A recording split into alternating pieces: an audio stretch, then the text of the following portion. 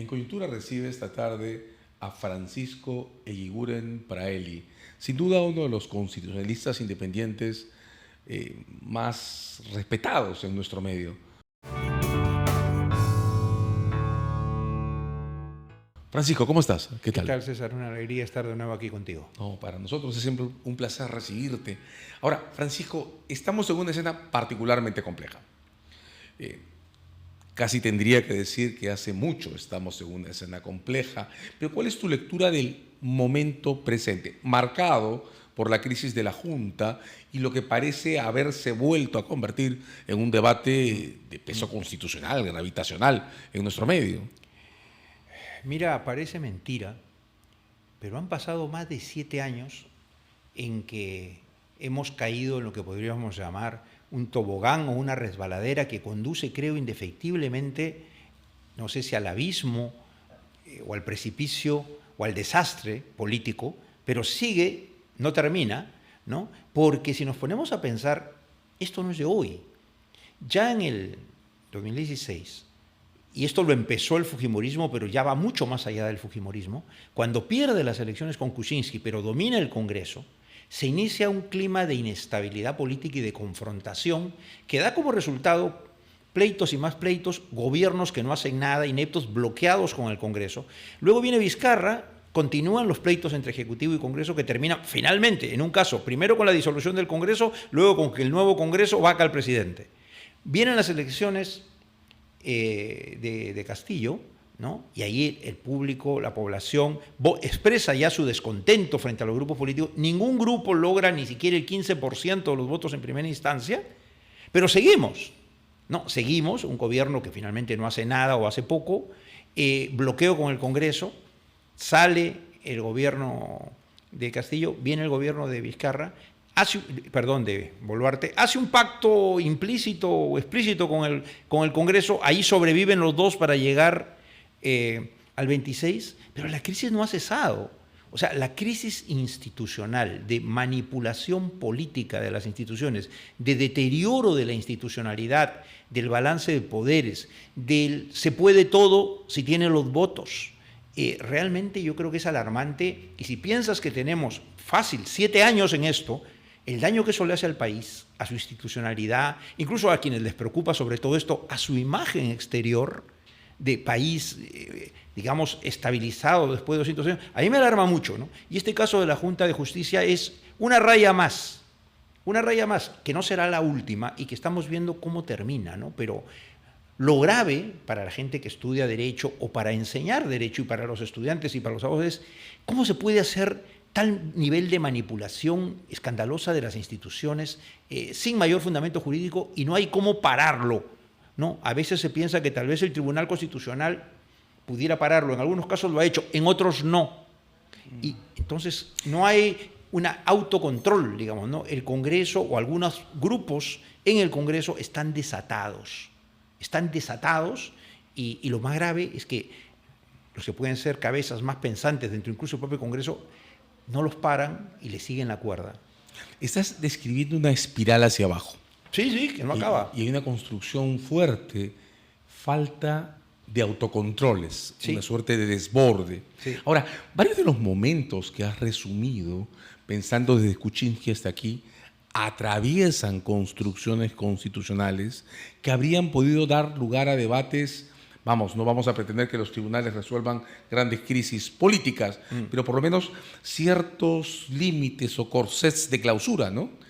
Vacancia, sí, cierre del Congreso, de nuevo vacancia, procedimientos por infracción a la Constitución, el enorme debate, sí, sobre el 117, y ahora la cuestión sobre la Junta. Claro. Son dos conformaciones distintas del Tribunal Constitucional las que han regido en estos 7 años. ¿Cómo sientes que el Tribunal ha abordado o ha eludido ese papel que le habría podido convertirse en un configurador o en un constructor de mínimos en esta espiral descendente que describes? En algunos casos creo que ha hecho lo que había que hacer, pero en la mayoría creo que estas instituciones que tú has referido, por ejemplo, la vacancia por incapacidad moral del presidente, la denegación de confianza fáctica y alguna otra más, en verdad, o han resuelto un problema, pero no han sentado una doctrina de interpretación y aplicación de la Constitución clara que zanje la distorsión de la institución, o, lo más grave, han cambiado de opinión. Tanto en el anterior tribunal, el mismo tribunal en función de la composición de sus miembros, como respecto al anterior. O sea, para quien quiera mirar, si otra vez en estos años, en muchos temas conflictivos como esto, de conflictos entre órganos, quiere decir, bueno, ¿y cuál es la postura del tribunal, el papel de la jurisprudencia? La respuesta más sensata en unos casos será, no sé, porque en este caso resolvió el problema o se lavó las manos, pero no sentó una interpretación, y en estos otros cambió de opinión. O sea, resulta que la denegación de confianza fáctica fue verdad, entre comillas, para el tribunal, pero más adelante ha sido declarado que no existe por una ley, o que la vacancia por incapacidad moral del presidente no tiene más límites que los votos. Entonces, yo siento que, bueno, esperemos que para algún caso el tribunal sea quien pueda componer este conflicto, ¿no? Pero estamos ante un tema de esto que le llaman, pues, la judicialización de la política. En rigor, sería un error creer que estos son temas esencialmente jurídicos. Estos son conflictos políticos, manejados irresponsablemente muchas veces, que derivan al órgano judicial, como puede ser el tribunal, y que, bueno, lo ponen a prueba, pero lo exponen también innecesariamente, ¿no? Hay cosas que están mal y que hubiera sido bueno que no ocurrieran, pero ya nos metieron en esto, ¿no? Ahora resulta lo mismo, ¿no? Que el tribunal dice, no se puede de manera judicial controlar el uso por el Congreso de sus atribuciones que le son propias. Claro, no es deseable que un órgano judicial interfiera con las competencias del Congreso, como hacer leyes o incluso de control político. Pero sí está mal que el Congreso utilice esas atribuciones para temas que sensatamente no debería utilizar, porque desgasta, porque enfrentan, y al final la solución no es puramente jurídica, ¿no? Es decir, el órgano jurisdiccional, por ejemplo el tribunal, le llega un problema que es una papa caliente, que es un conflicto esencialmente político, y se espera que sea quien aclare y resuelva, y no siempre lo hace. Esta espiral hacia abajo que describes tiene mucho que ver con esto último, ¿no? De varias maneras tengo la impresión que los sistemas políticos estables son estables en la medida en que los parlamentos se autocontrolan y no queman las balas de plata que el sistema de representación tiene todo el tiempo. Sin control, bueno, la judicialización de la política termina siendo más bien la muestra de la falta de topes, ¿no? Sí. Ahora, en ese marco, Francisco, hay dos decisiones que me parece pintan casi dos tribunales constitucionales distintos en este periodo.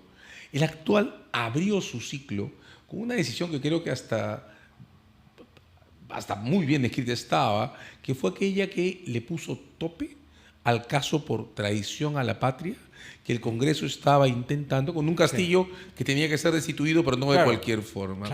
Y del otro que acabas de citar, una decisión que en una contienda de competencias constitucionales le ha puesto límites al judicial en sus facultades de pronunciarse sobre lo que hace el Congreso.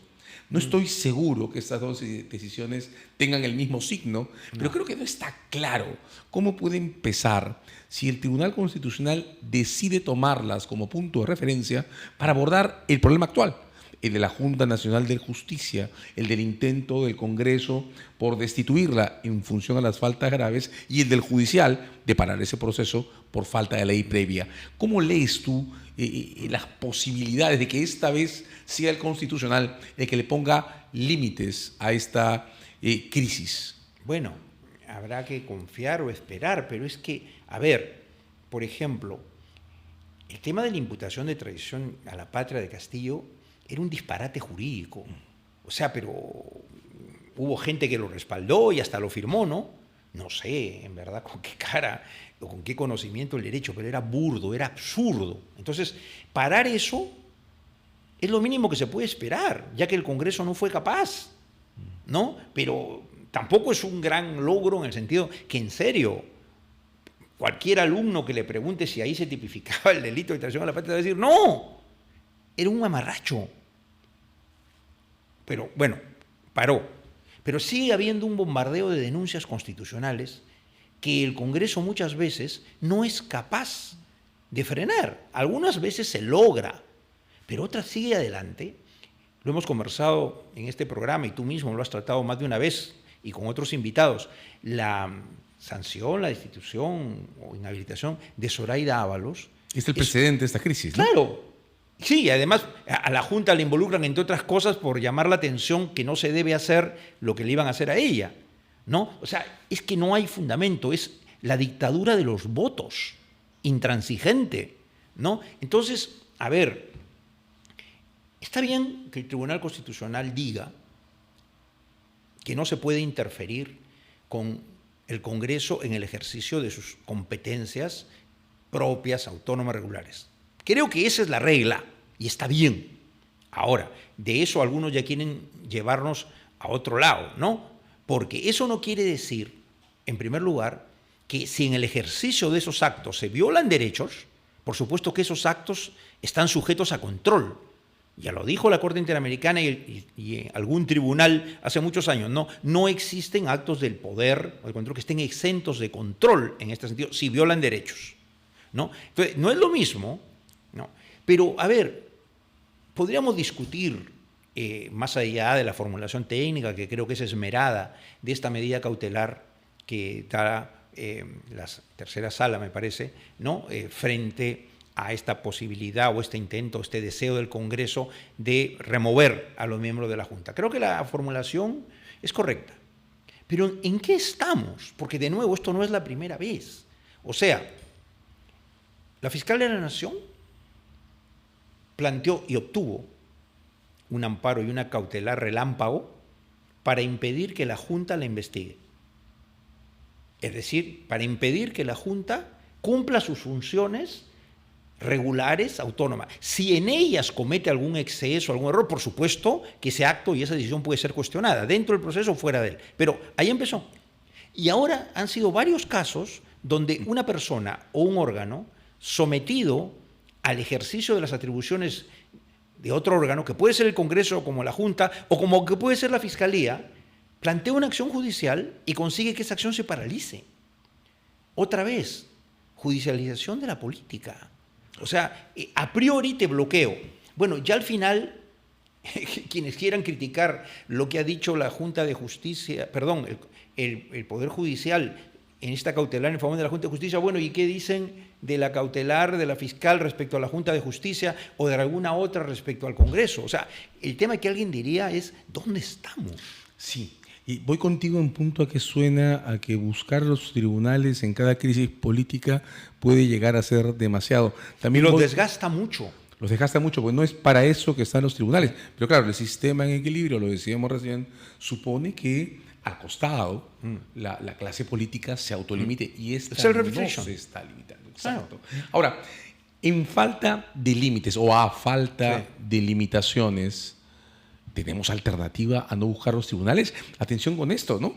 El presidente del Jurado Nacional de Elecciones ha tenido que irse hasta la Corte Interamericana y dos fiscales anticorrupción, los fiscales a cargo de los casos Odebrecht, Vela y Pérez, han pedido una medida de protección a la Comisión Interamericana sobre Derechos Humanos. Entonces, no estamos en realidad en la búsqueda de una última muralla de control. Sí, y por eso no es casual que algunos insisten cada cierto tiempo y están esperando que ocurra el gran caso pretexto, como en su momento hizo Fujimori, con el caso del MRTA, los chilenos, ¿no? Petrochi, ¿no? Petrochi y otros. Sí, Castillo Petrucci.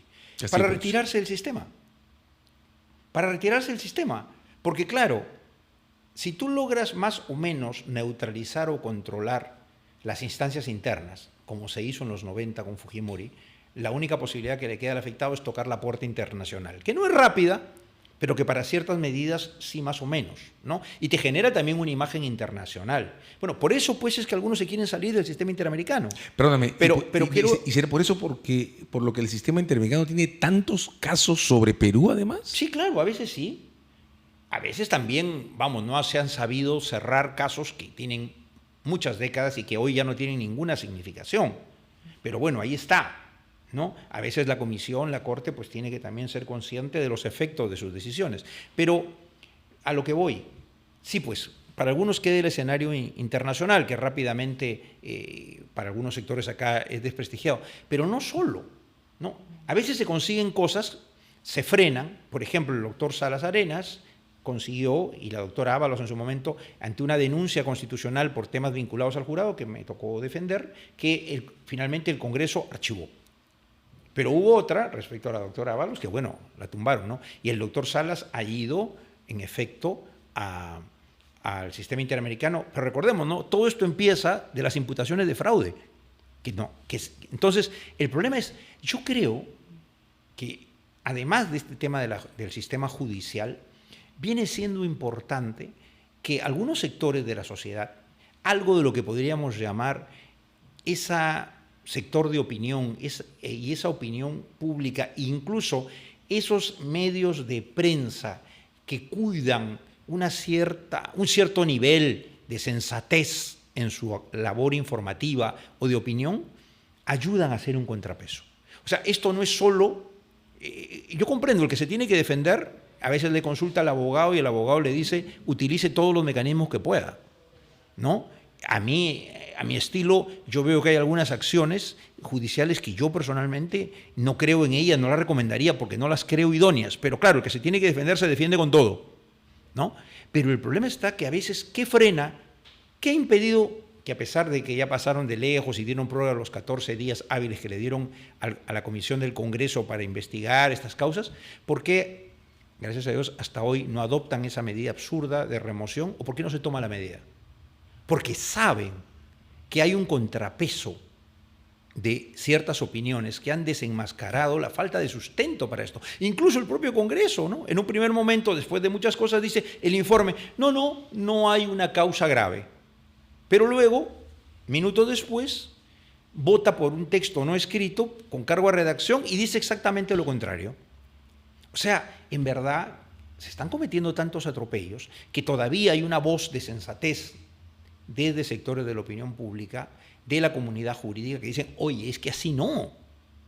Yo creo que ese es otro espacio interesante, porque si bien algunos dicen que todo se resume en si tienen los votos o no, finalmente los congresistas se deben a la opinión pública. Ahí llegamos a una clave que creo que es inevitable. Los congresistas se deben a la opinión pública, pero sus autocontroles dependen de su percepción del futuro. Claro, y como ya no hay reelección parlamentaria inmediata, haz ahora todo lo que puedas, porque en el corto plazo no tienes otra opción. De modo que la falta de reelección... Sí, es negativa. Ha sido un grave error eliminar la reelección parlamentaria inmediata, porque le permitía al pueblo reelegir a aquellos que cree de buena gestión, útiles para el sistema. No importa cómo piensen, no importa su signo ideológico, sino que cumplen bien su función, ¿no? Con lo que ahora, digamos, el carácter predatorio de la actividad parlamentaria se ve alentado porque la no reelección es ciega. Claro. No sanciona a nadie. Y porque vemos también que como no hay partidos políticos, no hay grupos, la gente cambia, se forman nuevas bancadas. Yo ya ni siquiera sigo la cuenta de cómo se llaman, ni quién está dónde, ¿no? Entonces, la variación, la movilidad, la falta de compromiso, la falta de una ideología de principios, ¿qué diferencia a tantos grupos?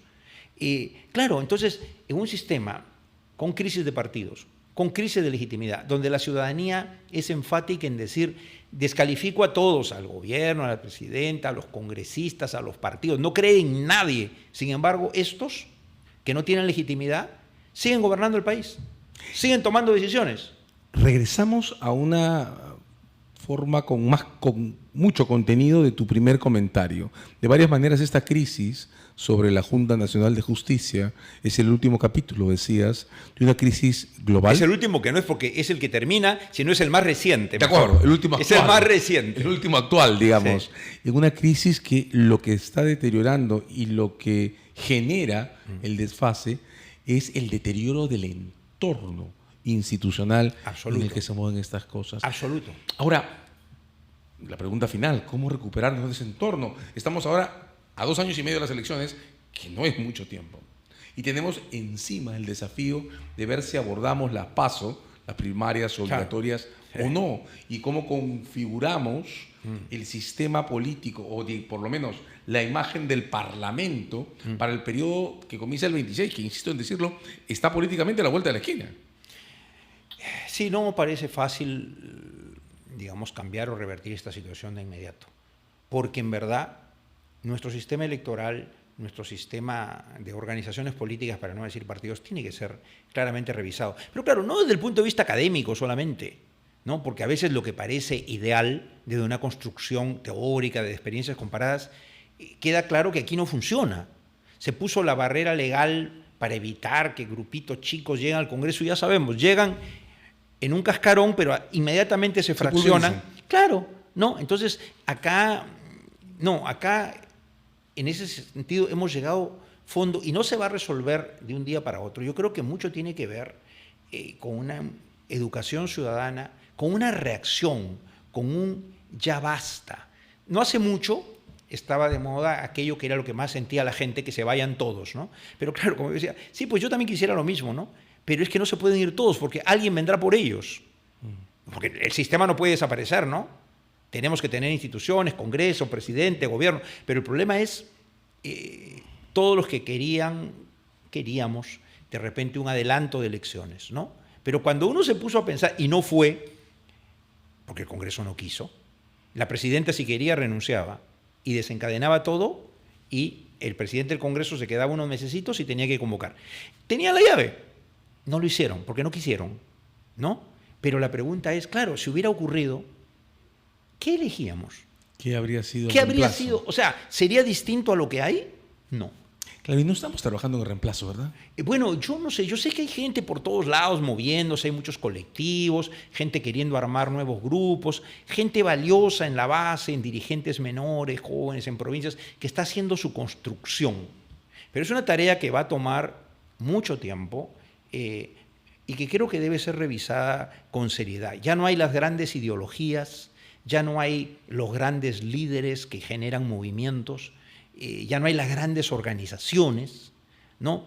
El fujimorismo es el único grupo más o menos sólido que existe, pero no sé por cuánto rato y qué lo caracteriza. En fin, no lo veo como el partido del futuro. Entonces, yo me temo que quizás este tiempo, si acaso llegamos, porque no se sabe, hasta el 26, tendrá que trabajarse pacientemente. Lo primero quizás, creo yo, hay que crear un espacio, una especie de frente de contención, de centro izquierda, un centro progresista, democrático, comprometido con las instituciones democráticas, con los derechos humanos, porque fíjate, en todas las últimas elecciones que recordamos, por lo menos las 3 últimas, ¿cuál fue la agrupación más sólida? El voto en contra del fujimorismo. ¿Ese fue producto de un pacto político? No. No es que hubo los líderes, porque ninguno endosa votos. No, fue una reacción ciudadana de decir, no, mira, ¿sabes qué? 3 veces seguidas, en 3 elecciones, tú pierdes definitivamente, ¿no? Entonces, eso que fue un frente espontáneo, bueno, quizás pensar un poco es un frente democrático, de centro progresista, izquierda, defensor de la democracia y de los derechos humanos, casi como para desde allí, con tolerancia, entendiendo posturas y matices, tratar de crear un espacio de reconstrucción para algo que tendrá que surgir con los jóvenes en las próximas décadas. Hoy, en lo inmediato, creo que sería irresponsable. Ni tú ni yo vamos a ver en el corto plazo elecciones con organizaciones políticas sólidas, con instancias de participación interna, quieren hacer las PASO, eso, pero ¿entre quiénes? ¿Qué membretes con nombre de organización política, qué cascarones que se alquilan van a servir para construir un nuevo sistema político? Suena todo pésimo, ¿no? Suena mal, pero dicen que la esperanza es lo último que se pierde, ¿no? Entonces, trabajemos pues por eso, hagamos más educación, más conciencia ciudadana, y más también capacidad de unirse para protestar y decir basta. Ya no aguantamos este tipo de conducta irresponsable donde personajes improvisados, aventureros y mediocres toman decisiones que comprometen al país, a su gente y a nuestro futuro. Ha sido Francisco Eguiguren con nosotros en Coyuntura, pidiendo un basta para empezar a pensar en el futuro. Gracias, Francisco. Nada, hombre. Gracias.